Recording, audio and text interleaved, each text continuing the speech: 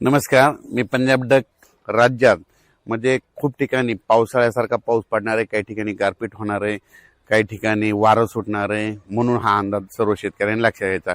सुरुवातीला आपण काय करू पाहू. आपण सुरुवातीला सांगतो सोलापूर, आपलं कोल्हापूर जिल्हा, सातारा जिल्हा, पुणे जिल्हा, त्याच्यानंतर अहिल्यानगर, त्याच्यानंतर आंबेगाव तालुका, जुन्नर तालुका, त्याच्यानंतर इकडे कराड तालुका, इकडे दोन, बारामती, पाथर्डी, पैठण, वैजापूर, गंगापूर, शिर्डी, राहता ह्या परिसरात. त्याच्यानंतर इकडे बीड जिल्ह्यामध्ये कळंब तालुका, त्याच्यानंतर कळंब तालुका, धारूर तालुका, त्याच्यानंतर म्हणजे बीड जिल्ह्यात बऱ्याच ठिकाणी म्हणजे बऱ्याच ठिकाणी पाऊस पडणार आहे. त्याच्यानंतर लातूर जिल्ह्यात देखील खूप ठिकाणी पाऊस पडणार आहे, म्हणून हा अंदाज सर्व शेतकऱ्यांना लक्ष द्यायचा. नांदेड जिल्ह्यात देखील पाऊस पडणार आहे, म्हणजे 20 पासून ते 26 दरम्यान, म्हणून हा शेतकऱ्यांना अंदाज घ्यायचा.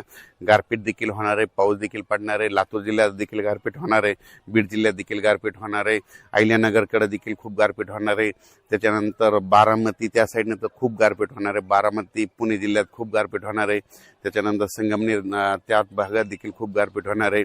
त्याच्यानंतर नंदुरबार जिल्हा, धुळे जिल्हा, जळगाव जिल्हा, संभाजीनगर, जालना, परभणी, बुलढाणा जिल्हा, त्याच्यानंतर नांदेड जिल्हा, हिंगोली जिल्हा,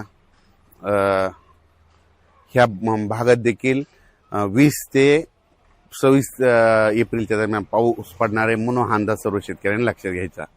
तसेच अमरावती जिल्हा, अकोला जिल्हा, वर्धा जिल्हा, भंडारा जिल्हा, त्याच्यानंतर यवतमाळ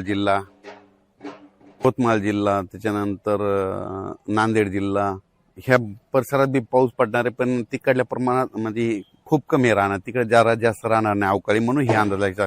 खरा पाऊस मात्र तुम्हाला एक सांगतो दक्षिण महाराष्ट्राकडे होणार आहे.